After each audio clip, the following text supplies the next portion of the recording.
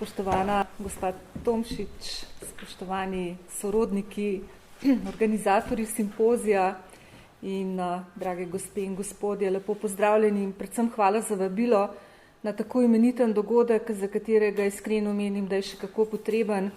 Namreč, ko sem včeraj popoldne neki svoji kolegici, ki poučuje zgodovino na srednji šoli, razlagala, da grem danes na simpozijo o Francetu Tomšiču v Kamnik, je rekla, kdo pa je to. Torej, v naših šolah mislim, da se bore malo ali pa nič učijo ne samo o Francetu Tomšiču, ampak tudi o dr. Jožetu Pučniku, tudi o tem prelomnem in najbolj sjajnem času slovenske zgodovine in to je milo rečeno seveda velika sramota. Tako da tukaj nas vse skupaj čaka še ogromno dela in če lahko tako malo za izziv organizatorjem vržem rukavičko, mogoče, da ta simpozij ne bi bil samo pač ena lastovka, ki še ne bo prinesla pomladi, ampak da bi bil ta simpozij neke sorte trajnica, ki ne bi pozebla že v naslednjem letu. Ogromno stvari je treba seveda še osvetliti, to je samo začetek.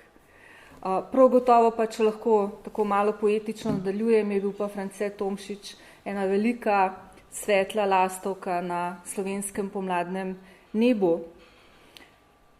No, jaz sem pripravila tudi eno PowerPoint predstavitev, zdaj upam, da se bo tole šlo naprej.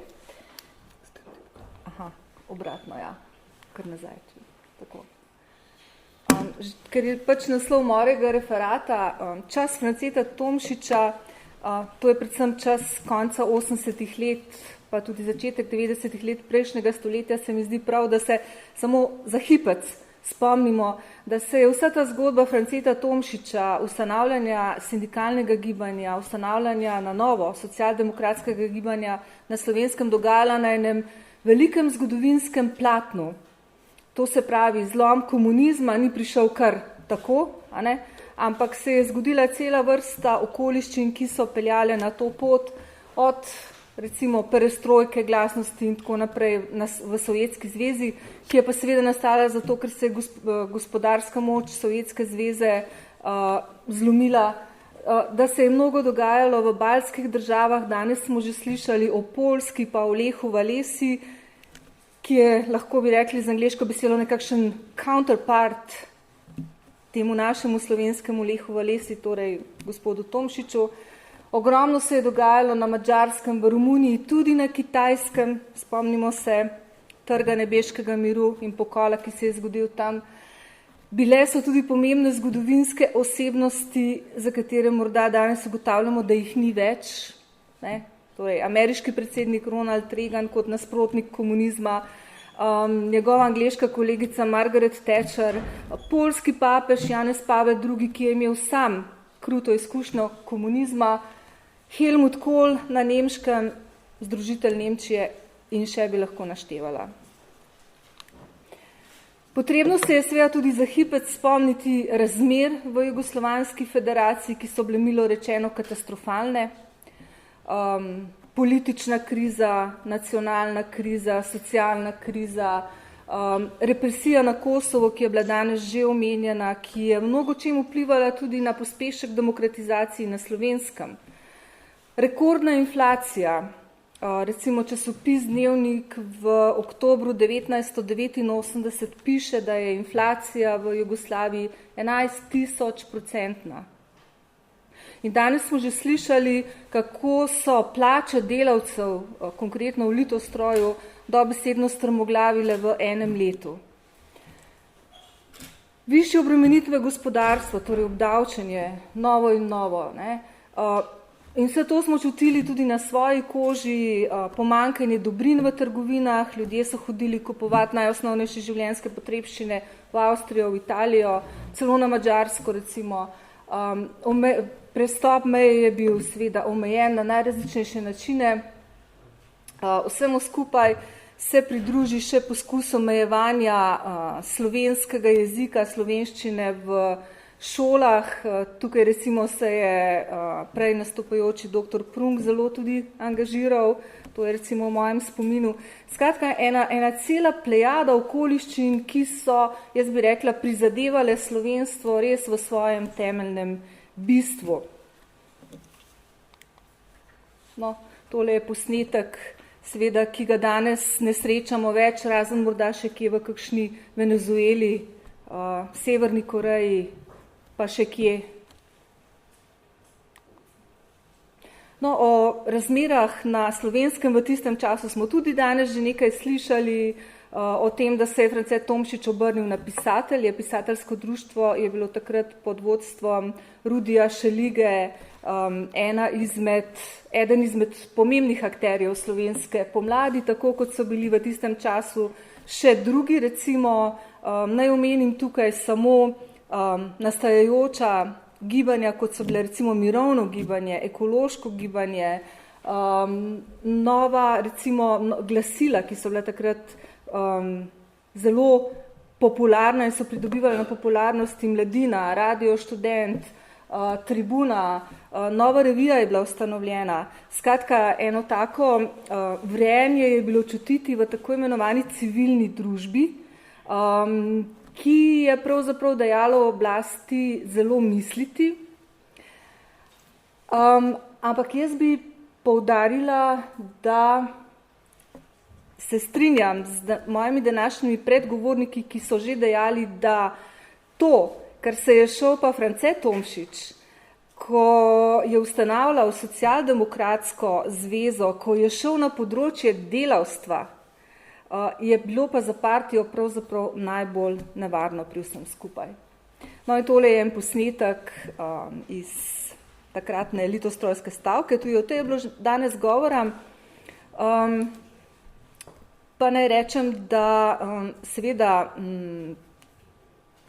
ta nova sindikalna organizacija, pa potem kasneje nastajajoče nove politične organizacije so bile seveda tujek komunističnemu jugoslovanskemu enopartijskemu sistemu, ki v skladu s svojo totalitarno naravo ni dopuščal neodvisnega političnega in sindikalnega gibanja.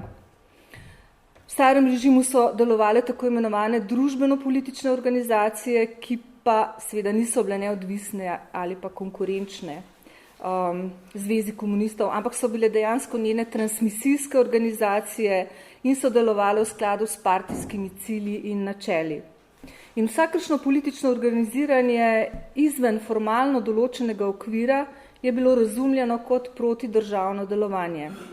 Konec 80-ih let pa je Zveza komunistov, kot rečeno, pod pritiskom mednarodnih okoliščin, gospodarske, politične, socialne krize, nacionalne krize, pa tudi rapidnega zmanjševanja članov Zveze komunistov, lansirala tezo o sestopu z oblasti. Ampak samo pod pogojem, da bi razvijali unikatni sistem političnega pluralizma brez strank.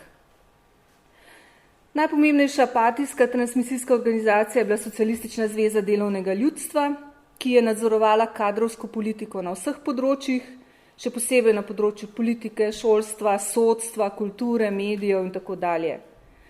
Namreč kandidati za vsa odgovornejša delovna mesta so morali biti moralno-politično preverjeni oziroma po volji partijskih veljakov. Zveza socialistične mladine je bila percepirana kot valilnica kadrov, ki naj bi v bodočnosti primerno izoblikovani predstavljali tako imenovano avantgardo družbe. Zveza sindikatov, kot smo danes že slišali, pa je bila seveda daleč od sindikalnih gibanj, kakršnih so poznali na demokratičnem Zahodu. Proti koncu 80-ih let se je v alternativnih političnih krogih krepilo prepričanje, da je nujno potrebno opozicijsko politično organiziranje v obliki gibanj oziroma strank. Osnovni pogoj za politično delovanje pa je demokratizacija političnih razmer v Jugoslovanski federaciji. Seveda pa je bilo treba do tja prehoditi še zelo dolgo, zelo naporno in kot smo danes tudi že slišali, nevarno pot. In kot vemo, so najpomembnejše slovenske politične stranke nastale v prvi polovici oziroma v začetku leta 1989, V osnovi pa so si kljub različnosti njihovi programi podobni. Zahtevajo večjo stopnjo suverenosti Slovenije in pa razvoj politične demokracije. Torej, to sta ti dve točki, na katerih potem temelji tudi Majniška deklaracija.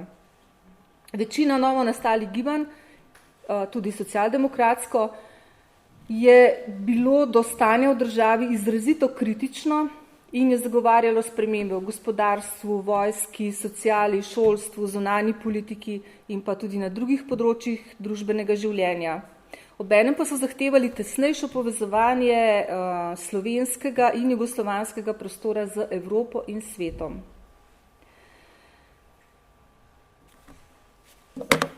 No, jaz bi poudarila, da so se v prvih mesecih svojega razvoja te novo nastale zveze in gibanja, tudi socialdemokratsko, srečevali s težavami, ki so ovirale njihov obstoj in razvoj. Deležni so bili mnogih poskusov zastraševanja, srečevali so se tudi s finančnimi težavami. Nove zveze in gibanja v primerjavi z obstoječimi družbeno-političnimi organizacijami niso premogli pisarn, niso premogli zaposlenih. O rednem financiranju so lahko samo sanjali in člani so svoje dejavnosti večinoma financirali kar iz svojih žepov. Med pripadniki alternative je vladalo tudi veliko nezaupanja, saj so po dolgih desetletjih prepovedanega svobodnega političnega združevanja mnogi od njih na vsakem koraku videli nevarnosti udbovskega nadzora. Njihove bojazni so bile večinoma upravičene, saj so se v novo nastale zveze in gibanja vključili številni pripadniki obveščevalne službe oziroma SDV, tajne politične policije, ki so nadzirali delo, da rečem tako, od znotraj, ovirali dejavnosti, vnašali zmedo, sejali strah in sumničenja. In tudi izjave Franceta Tomšiča o mnogih ljudeh, ki naj bi bili poslani v Demos, pričajo o dejstvu, da je služba državne varnosti imela v Demosu razpredeno mrežo svojih agentov in ti so nastajanje novih političnih strank po svoje so vplivali in usmerjali slovensko pomlad. O intenzivnem delovanju tajne politične policije v novo nastalih zvezah in gibanjih in pa zlasti v Demosu, o tem pričajo tudi dokumenti, ki niso bili uničeni seveda. In lahko v njih naprimer najdemo poročila sodelavca SDV, to je nekdanja Ozna oziroma Udba, s kodnim imenom Georg. Georg je bil pripadnik slovenske narodne manjšine na Koroškem, ki je imel stike z agentom avstrijske obveščevalne službe s kodnim imenom Ulrich. Torej lahko sklepamo, da je bil Georg dvojni agent, ki je Ulricha po navodilih SDV obveščal, seveda v narekovajih, o razmerah v Sloveniji in Jugoslaviji. In preko Georga, ki se je uspel infiltrirati v Socialdemokratsko zvezo Slovenije, je slovenska tajna politična policija pridobivala poročila o delovanju Socialdemokratske zveze Slovenije. To so pač preverljivi podatki, ki se najdejo v arhivu Slovenije v fondu 1931. Torej, jaz zdaj morda ne bi ponavljala še enkrat vse te zgodbe, ki je bila danes že povedana, kako je France Tomšič ustanavljal Socialdemokratsko zvezo Slovenije. Slišali smo tudi že precej o štrajku v tovarni Litostroj, kjer je France Tomšič predlagal ustanovitev iniciativnega odbora Socialdemokratske zveze Slovenije, ki bi delovala paralelno in enakopravno z Zvezo komunistov Slovenije. In to je bilo seveda takrat pač zelo bogokletno. Namreč tedanji režim se je ustanovitve neodvisnega socialdemokratskega gibanja bal predvsem iz strateških razlogov. Delavci bi lahko te razmere, ki smo jih slišali prej na platnu, da hočejo višje plače, torej te zahteve, ki so izhajale iz izjemno slabih, neznosnih socialnih razmer, združili s političnimi in tako bi bila legitimnost vladajoče partije ogrožena. In točno to se je zgodilo. Slišali smo tudi že, da je France Tomšič predlagal Franceta Bučarja za predsednika, ta je zavrnil to ponujeno funkcijo. Zanimivo pa je, da sta prinašala vesti o Francetu Tomšiču in njegovem delovanju izmed medijev Mladina in Radio Študent. Drugi mediji, tudi politični dejavniki, recimo Odbor za človekove pravice, so idejo zavračali. Deležna je bila seveda tudi posmehovanja, tako kot kasneje Pučnik s svojim delovanjem. In slišali pa smo tudi že, da je svojo podporo tem socialdemokratskim idejam izrazila večina članov stavkovnega odbora železničarjev, ki so stavkali konec decembra 1988, torej še ena nevarnost za komunistično oblast. Socialdemokratska zveza Slovenije je bila torej ustanovljena 16. februarja 1989. Danes je bilo že rečeno, da so morali ustanovitev prestaviti za skoraj 2 meseca. In na ustanovnem zasedanju je bilo navzočih najmanj 1400 ljudi, mislim, da je toliko tudi sedežev v Galusovi dvorani. V pripravljalnem obdobju je iniciativni odbor, ki je deloval v prostorih Univerzitetne konference za SMS v Kersnikovi ulici 4 v Ljubljani, pripravil programsko izjavo. Programska izjava. No, tukaj je nekaj dokumentov, več o tem bomo verjetno danes še slišali. Tudi časopis so izdajali. Mogoče en podatek, da pobudniki ustanovitve Socialdemokratske zveze niso želeli vstopiti v SZDL in delovati pod njenim okriljem, ampak so zaradi številnih pritiskov partijske nomenklature formalno morali pristati na tovrstne zahteve. In ustanovni zbor socialdemokratov je precej zvito sicer se odločil za pristop k SZDL, ampak ko se bo o tem odločilo celotno članstvo Socialdemokratske zveze Slovenije. Republiški izvršni svet, torej takratna vlada, je januarja 1989 v odgovoru na vprašanje takratnega ZSMS politika Toneta Anderliča razložil, da je sicer v okviru sistema možno organizirati politične organizacije, ampak samo pod okriljem SZDL. Ampak niti to zagotovilo se v praksi ni izkazalo za resnično. Namreč dejstvo je, verjetno se bo danes o tem še govorilo, da mnogi plakati, ki so vabili na zborovanje v Cankarjevem domu, so bili uničeni, potrgani, organizatorji so bili klicani na zasliševanja in pa na različne načine ustrahovani. Recimo nekaj o tem je tudi že zapisano, kako se je France Tomšič peljal iz Ljubljane in kako mu je nasproti pripeljal tovornjak in se je komaj izognil trčenju, čelnemu trčenju. Zdaj seveda to ni fikcija.